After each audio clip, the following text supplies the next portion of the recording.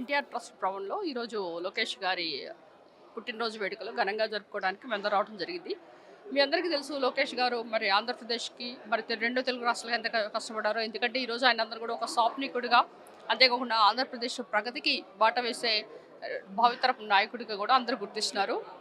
మీ అందరికీ తెలుసు మరి ప్రజాకాలం యాత్రలో ప్రతిసారి కూడా వెళ్తున్నప్పుడు ఆయన స్టూల్ లాక్కొని, మైక్ లాక్కొని కనీసం మాట్లాడటానికి కూడా ఆయనకి స్పేస్ ఇవ్వకుండా, తర్వాత అరెస్టులు చేస్తూ ఎంతో విధంగా చిత్రహింస చేశారు. అసలు ఆయన ఏం చేయలేడు, పప్పు పప్పు అని చాలా ప్రోపగండా చేసి ఆయన యొక్క ఇమేజ్ కూడా దెబ్బతీశారు. కానీ ఈరోజు లోకేష్ గారు మరి ఏ విధంగా మరి ఆంధ్ర రాష్ట్రానికి కష్టపడుతున్నారో ఆయన యొక్క ఇన్నోవేటివ్ థాట్స్ ఎలా ఉన్నాయో మీరు గమనించాలి.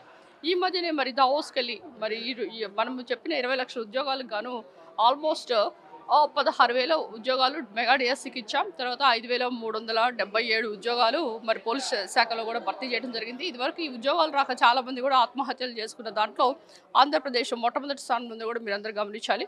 అయితే ఈరోజు మీరు విద్యా వ్యవస్థలు, తర్వాత ఐటీ శాఖలో ఏ విధంగా ఆయన సర్వీస్ చేస్తున్నాడో మీరు చూడాలి. ఆల్మోస్ట్ 13 లక్షలు అంటే పెట్టుబడులు మన ఆంధ్ర రాష్ట్రానికి రావడం జరిగింది. ఈ మధ్యన మన వైజాగ్లో సిఐఎస్ సుమిట్ చేశాం. సో ఈ విధంగా చూస్తుంటే మన కొడుగుడి మంత్రి అయితే దావోస్ ఎలా అంటే చాలా ఎక్కువ ఉంటుంది, ఎలా లేవని చెప్పేసి కనీసము ఏదో మమ్మ అనిపించే మాదిరిగా ఇక్కడ వైజాగ్లో చేశారు. అలాంటప్పుడు ఎలాంటి పెట్టుబడులు కూడా రాలేదు.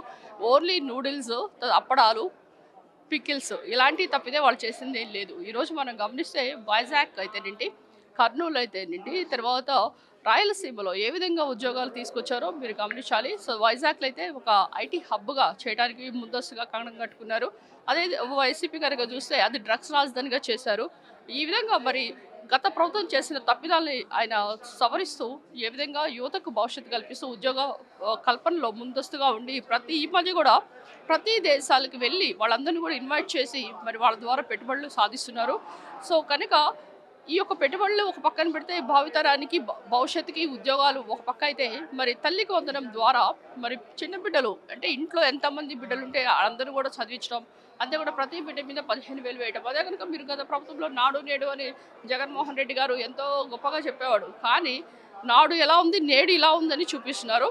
అంతేకాకుండా చాలామంది పిల్లలు మధ్యాహ్నం తినడానికి అన్నం సర్దిపడిపోతుంటుంది. కానీ ఆ విధంగా కాకుండా డొక్కా సీతమ్మ పథకం ద్వారా ప్రతి ఒక్క బిడ్డ కూడా మంచి నాణ్యమైన ఆహారాన్ని ఇచ్చి మరి వాళ్ళ యొక్క బాగా తింటేనే వాళ్ళ ఐక్యూ లెవెల్స్ పెరుగుతాయని వాళ్ళందరూ కూడా మరి పేరెంట్ టీచర్స్ మీటింగ్ ద్వారా పేరెంట్స్ కూడా ఒక రెస్పాన్సిబిలిటీ ఇచ్చిన వ్యక్తి శ్రీ నారా లోకేష్ గారు. సో ఈ ఐటీ అయితేనేంటి, విద్యారంగంలో పెను మార్పులు తీసుకొచ్చి మరి తన యువగళం యాత్ర ద్వారా ఆంధ్రప్రదేశ్ అనే సునామీలో మరి ఒక ఎన్డీఏ కూటమిని తన ఒంటి చేతితో ఆయన ఏ విధంగా గెలిపించాడో మీరు గమనించాలి. కనుక ఇంత ఇన్నోవేటివ్ థాట్స్తో మరి భావితరాన్ని ముందుకు తీసుకునే భావితర ముఖ్యమంత్రిగా కూడా మరి లోకేష్ గారి నేమ్ త్వరలో రావాలని కూడా కోరుకుంటూ ఆయనకి ఈరోజు ఘనంగా మేము బర్త్డే విషెస్ సెలబ్రేట్ చేయడానికి ఎన్టీఆర్ ట్రస్ట్ భవన్ ద్వారా, అంతేకాకుండా ఇందాక బ్లడ్ బ్యాంక్ ద్వారా బ్లడ్ డొనేషన్స్ కూడా చేశారు.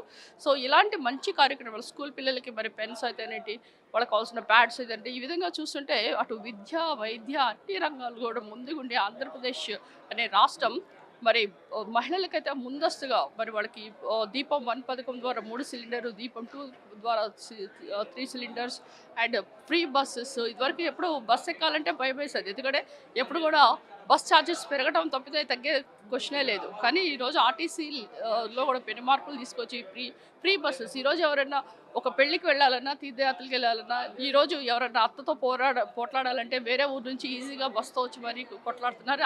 అంత సులభంగా అన్ని శాఖల్లో కూడా పెను మార్పులు తీసుకొచ్చిన నారా లోకేష్ గారికి ఈరోజు మరి బర్త్డే విషెస్ తెలుపుతూ మరి ఆయన మరి ఎన్నో జన్మదినాలు పొందిపుచ్చుకోవాలని, అంతేకాకుండా తండ్రి చంద్రబాబు నాయుడు గారు, తల్లి నారా భువనేశ్వర్ గారి ఆశీర్వాదంతో మరి పైనున్న మన పెద్ద ఆయన తెలుగుదేశం ఆత్మగౌరవాన్ని కాపాడిన మన ఎన్టీ రామారావు గారు కూడా ఈరోజు స్మరించుకుంటూ మరి ఎన్టీఆర్ భవన్లో ఈ విధంగా జరుపుకోవడం మరొకసారి ఇక్కడ వచ్చిన క్యాడర్కి మరి వచ్చిన ప్రతి ఒక్క చిన్నారులు కూడా మరొకసారి లోకేష్ అన్న బర్త్డే విషెస్ అందరం కూడా చెప్తూ జై లోకేష్, జై జై లోకేష్.